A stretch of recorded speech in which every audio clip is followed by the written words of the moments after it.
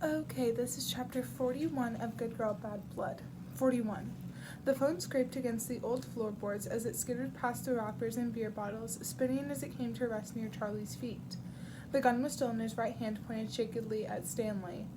He took a step forward, and Pip thought he was going to pick the phone up, but he didn't. He raised his foot and brought the heel of his boot down hard, shattering the screen.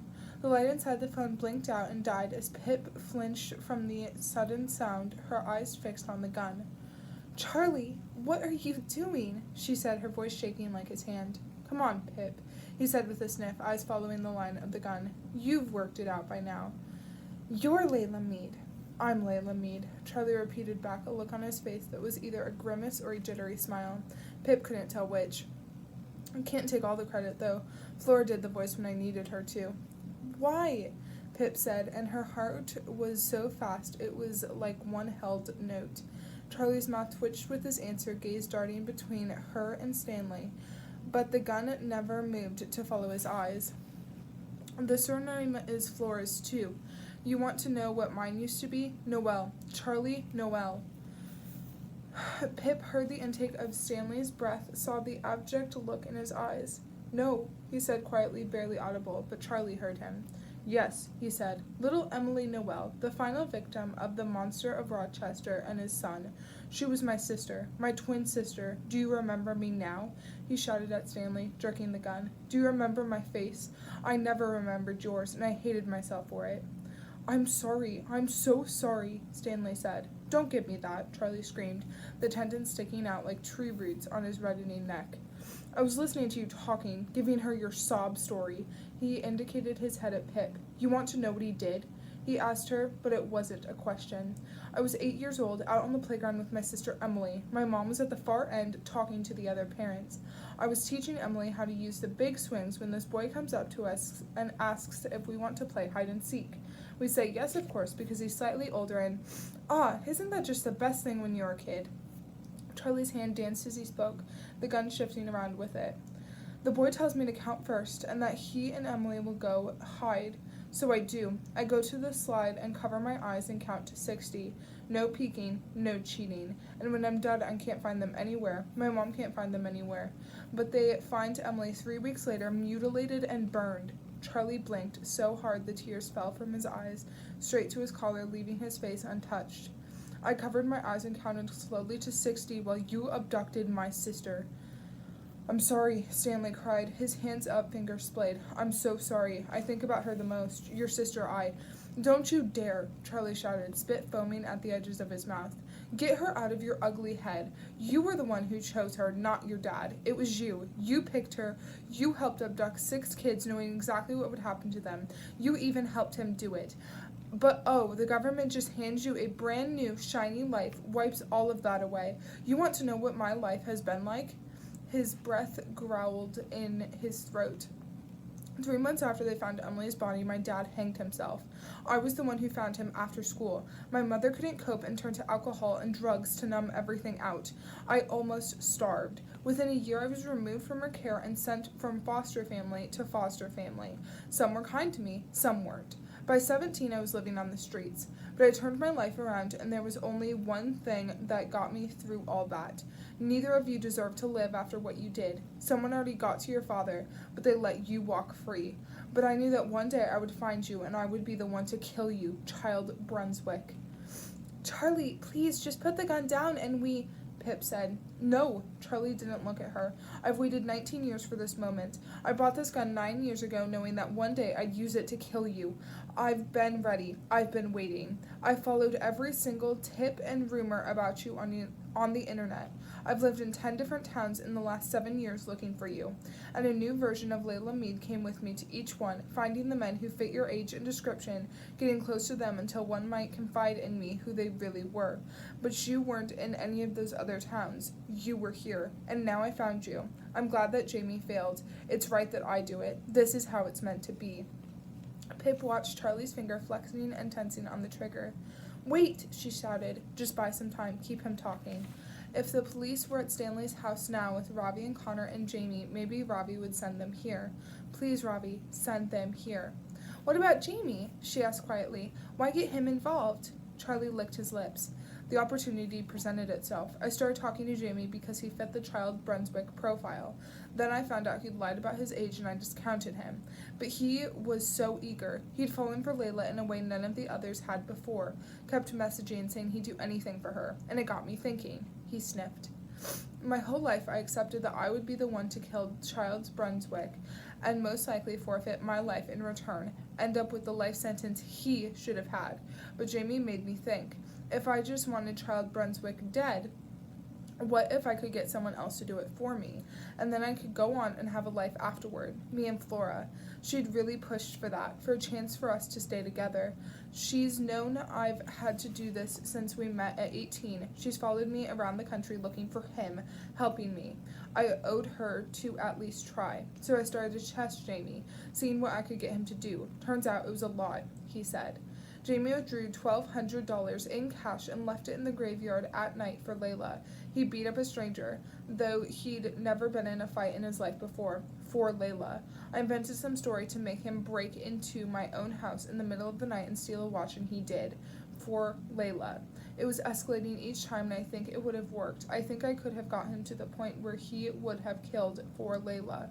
But everything went wrong at the memorial. I guess that's what happens when you bring an entire town together on one field. I've run this Layla scheme 9 times before. I quickly learned that it's best to use photos of a local girl, manipulate them slightly. Men were always less suspicious when they could see photos taken in places they'd recognized, and a face that looked vaguely familiar to them. But it backfired here, and Jamie found out Layla wasn't real, and he wasn't ready yet. I wasn't ready yet. But I had to try the plan that night, while Jamie was still under Layla's thumb. But I didn't know who Child Brunswick was. I'd narrowed it down to 2 suspects, Luke Eaton and Stanley Forbes. Both the right age, the right appearance, neither had jobs that ruled them out, neither ever mentioned any family, and avoided questions about their childhood. So I had to send Jamie to both of them. I knew I had all gone wrong when I heard Jamie was missing. I supposed you killed him, he said to Stanley. No, Stanley whispered. Jamie's alive. He's fine, Pip said. Really? That's good. I was feeling guilty about what might have happened to him, Charlie said. And then, of course, after everything went wrong, I couldn't make any more moves to find out which one of them was Child Brunswick. But that's okay, because I knew you would. He turned his face, gave Pip a small smile. I knew you would find him for me. I've been watching you, following you, waiting for you, pushing you in the right direction when you needed help. And you did it, he said, steadying the gun. You found him for me, Pip. Thank you. No, she shouted, stepping in front of Stanley with her hands up. Please don't shoot. Pip, get away from me, Stanley screamed at her, pushing her back. Don't come near me. Stay back. She stopped, her heart so wild and fast it felt like her ribs were caving in on her, bony fingers closing around her chest. Back, Stanley screamed, tears chasing down his pale face. It's okay. Get back. Pip did, 4 more steps away, turning to Charlie. Please don't do this. Don't hurt him. I have to, Charlie said, narrowing his eyes along the sight of the gun. This is exactly what we talked about, Pip, where the justice system gets it wrong. It's down to people like you and me to step in and set things right. And it doesn't matter if people think we're good or not, because we know we're right. We're the same, you and me. You know it deep down. You know this is right. Pip didn't have an answer for him, didn't know what to say other than, Please, don't do this. Her voice ripped at her throat, words cracking as she forced them out. This isn't right. He was just a child scared of his own father. It's not his fault. He didn't kill your sister. Yes, he did. It's all right, Pip, Stanley said to her, barely able to talk because he was shaking so hard. He held one trembling hand up and out to comfort her, to keep her back. It's okay. No, please, she screamed, folding in herself. Charlie, please don't do this. I'm begging you. Please, don't. Charlie's eyes twitched. Please. His gaze shifted from Stanley to her. I'm begging you, he gritted his teeth. Please, she cried. Charlie looked at her, watching her crying, and then he lowered the gun, took 2 heavy breaths. I'm not sorry, he said quickly. He lifted the gun and suddenly gasped. Charlie fired. The sound ripped the earth out from under Pip. No! He fired again, and again, and again, again, until they were just empty clicks. Pip screamed, watching Stanley stagger back on his feet, falling hard against the floor. Stanley! She ran to him, skidding to her knees beside him. Blood was already overflowing the wounds, sprays of red on the wall behind her. Oh my God. Stanley was gulping at the air, a strange whine in his throat, eyes wide, scared. Pip heard a rustle behind her and whipped her head around. Charlie had lowered his arm, watching Stanley writhe on the floor. Then his eyes met Pip's. He nodded just once before he turned and ran out of the room, his heavy boots careening down the corridor. "He's gone," Pip said, looking down at Stanley, and in just those few seconds the blood had spread, seeping out until there were only small channels of white shirt between the red. "Stop the bleeding. Need to stop the bleeding." She looked over him. One gunshot in the neck, one in his shoulder, one in his chest, two in his stomach, and one in his thigh. "It's okay, Stanley," she said, pulling off her jacket. "I'm here. It's going to be okay." She tore at the seam of one sleeve, biting it until she ripped a hole and pulled it free. Where was the most blood? His leg. Must have hit the artery. Pip slid the sleeve under Stanley's leg, his warm blood coating her hands. She made a knot above the wound, pulling it as tight as she could and double knotting it to keep the material in place. Stanley was watching her. "It's okay," she said, pushing the hair back from her eyes, a smear of wet blood on her forehead. "It's going to be okay. Help will come." She ripped off the other sleeve, bunched it up, and held it to the gushing wound in his neck. But there were 6 holes in Stanley, and she only had 2 hands. He blinked slowly, eyes slipping shut. "Hey," she said, grabbing his face. His eyes snapped open again. "Stanley, stay with me. Keep talking to me." "It's okay, Pip," he croaked as she tore more strips of fabric from her jacket, balling them up and stuffing them against the other wounds. "This was always going to happen. I deserve it." "No, you don't," she said, pressing her hands against the hole in his chest and the hole in his neck. She could feel the pulses of blood pushing against her. "Jack Brunswick," he said quietly, eyes circling hers. "What?" Pip said, pushing down as hard as she could, his blood pooling in the webs of her fingers. "It was Jack. That was my name," he said with a heavy, slow blink. "Jack Brunswick. And then I was David Knight, then Stanley Forbes." He swallowed. "That's good. Keep talking to me," Pip said. "Which name did you like best?" "Stanley." He smiled weakly. "Silly name.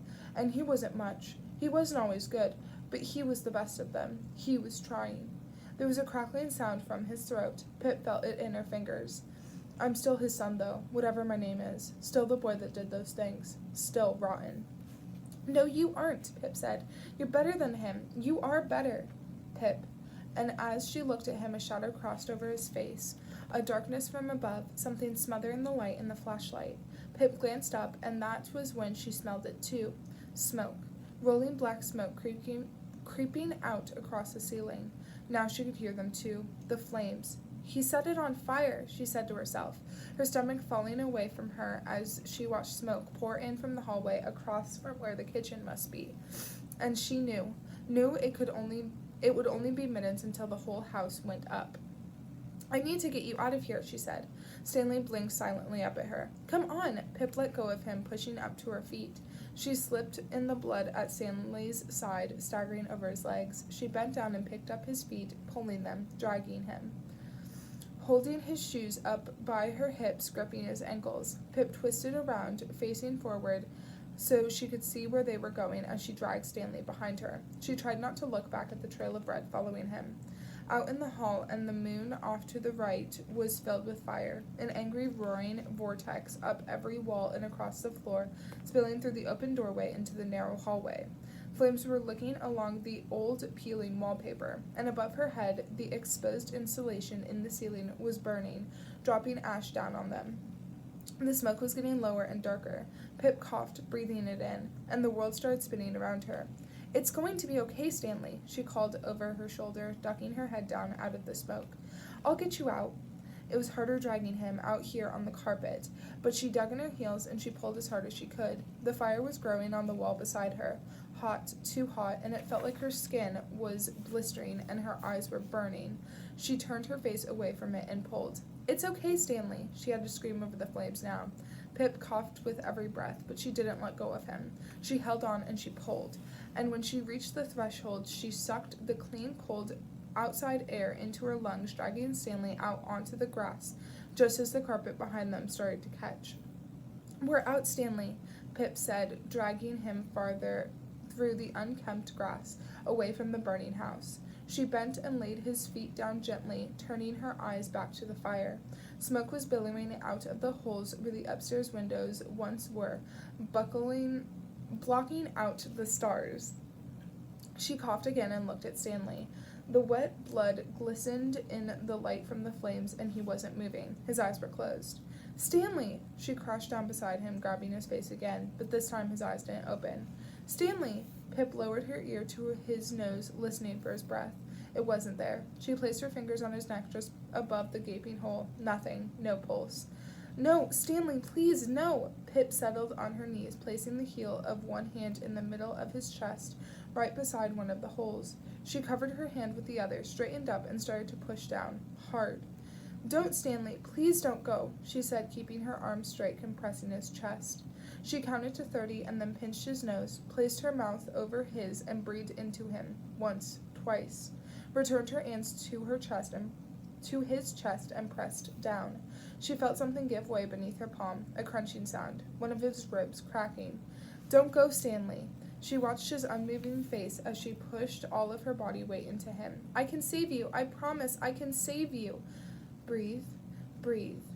There was a flash in the corner of her eyes. The flames exploded, the downstairs windows shattering outward as whirls of fire and smoke climbed up and out, engulfing the outside of the farmhouse. It was incredibly hot, even 20 feet away, and there was a line of sweat running down Pip's temple as she pushed. Or was that Stanley's blood? Another crack under her hand, another rib gone. Breathe. Breathe. "Come back, Stanley, please, I'm begging you." Her arms were aching already, but she kept going. Push and breathe. She didn't know for how long. Time didn't seem to exist anymore. Just her and the cracking heat of the flames and Stanley.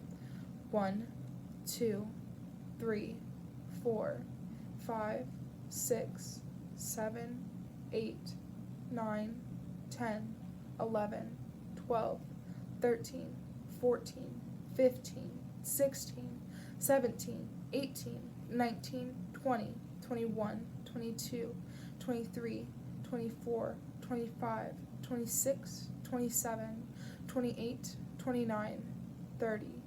Breathe. Breathe. The first thing she heard was the siren. 30 and breathe.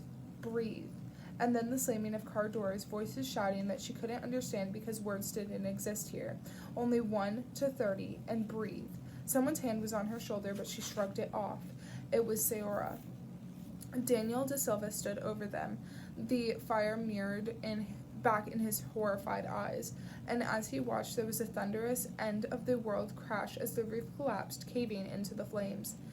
"Pip, let me take over," Sayora said gently. "You're tired." "No," Pip shouted, breathless, sweat falling into her open mouth. "I can't keep going. I can do this. I can keep going. I can do this. I can save him. He's going to be okay." "Paramedics and the fire department will be here any minute," Soria said, trying to catch Pip's eye. "Pip, what happened?" "Charlie Green," she gasped between presses. "Charlie Green from number 22 Thatcher Road. He shot Stanley. Call Hawkins." Daniel stepped back to speak into his radio. "Hawkins is already on his way," Soria said. "Ravi told us where to find you. Jamie Reynolds is safe." "I know. Are you hurt?" "No." "Let me take over." "No." The next siren wasn't far behind, and then 2 paramedics were around her in their dark uniforms and their purple-gloved hands. One paramedic asked Sayora for Pip's name. She bent low so Pip could see her face. "Pip, I'm Julia. You're doing really well, sweetheart, but I'm going to take over compressions from here, okay?" Pip didn't want to. She couldn't stop, but Sayora dragged her back and she didn't have the strength to fight her, and the purple-gloved hands replaced hers on Stanley's sunken chest. Pip collapsed in the grass and watched his pale face glowing orange from the fire. Another siren. The fire truck pulled up to the side of the farmhouse and people peeled out of it. Was any of this real anymore? Is there anyone else inside? Someone was shouting down at her. No, but her own voice felt detached from her. The paramedic swapped over. Pip glanced behind her and a small crowd was there. When had that happened? People standing in coats and bathrobes watching the scene. Other uniformed officers had arrived, helping Daniel De Silva push the onlookers back, cordon off the area. And how long was it after that she heard his voice? She didn't know. "Pip!" Ravi's voice fought over the flames to reach her. "Pip!" She pushed up to her feet and turned, saw the horror on Robbie's face as he looked across at her. She followed his eyes down. Her white top was fully soaked through with Stanley's blood. Her hands red, smudges up her neck and across her face. Robbie sprinted toward her, but Daniel caught him, pushed him back. "Let me through! I need to see her!" Robbie yelled in Daniel's face, struggling against him. "You can't. This is an active crime scene." Daniel shoved him back into the growing crowd, held his arms out to keep Robbie there. Pip's eyes returned to Stanley. One of the paramedics had withdrawn, speaking into her radio. Pip could catch only a few words over the noise of the fire and all that fog inside her head. "Medical control. 20 minutes. No change. Call it." It took a moment for those words to work their way into her head and make any kind of sense. "Wait," Pip said, and the world moving too slowly around her. The paramedics nodded to each other. She sighed quietly and pulled her hands away from Stanley's chest. "What are you doing? Don't stop!" Pip charged forward. "He's not dead! Don't stop!" She crashed toward Stanley, lying there, still and bloodied in the grass, but Sayora caught her arm. "No!" Pip screamed at her, but Sayora was stronger, pulling Pip into her arms and wrapping her up inside them. "Let me go! I need to—" "He's gone," Sayora said quietly. "There's nothing we can do, Pip. He's gone." And then things really came undone. Time. Skipping. Other words half heard and half understood. Coroner and hello, can you hear me? Daniel's trying to talk to her and all she can do is scream at him. I told someone was going to end up dead. Why didn't you listen to me?" Someone else's arms on her, stopping her. Detective Hawkins was here now, and where did he come from? His face doesn't move much, and he is dead too, like Stanley. Now he's at the front of the car driving, and Pip, she's in the back watching the fire recede away as they drive. Her thoughts are no longer in straight lines. They cascade away from her like ash. The police siren is cold. That must be why she is shivering. A back room she hasn't seen before, and Eliza is here. "I need to take your clothes, darling." But they won't come off. When she pulls, they have to be peeled off. The skin underneath no longer hers, streaky and pink from blood. Eliza seals the clothes and all that's left of Stanley inside a clear evidence bag. Looks at Pip. "I'm going to need your bra, too." Because she's right. That's soaked red as well. Now Pip's wearing a new white t-shirt and gray sweatpants, and they aren't hers. And whose are they then? And be quiet, because someone is talking to her. It's Detective Hawkins. "It's just to rule you out," he says, "to eliminate you." And she doesn't want to say, but she already feels eliminated. "Sign here." She does. "Just a gunpowder residue test," says a new person. Pip doesn't know, and he is placing something sticky, adhesive against her hands and her fingers, sealing them away in tubes. Another sign here. "To rule you out, you understand?" "Yes," Pip says, letting them place her fingers into the soft ink pad and against the paper. Thumb, forefinger, middle, the swirling lines of her fingerprints like little galaxies of their own. "She's in shock," she hears someone say. "I'm fine." A different room, and Pip is sitting alone, a clear plastic cup of water between her hands, but it ripples and shakes, warning her of an earthquake. Wait, we don't get those here. But the earthquake comes all the same because it's inside her. She shakes, and she can't hold the water without spilling. A door slams nearby, but before the sound reaches her, it has changed. It's a gun. It fires 2, 3, 6 times, and Hawkins is in the room again, sitting across from her, but he can't hear the gun. Only Pip can.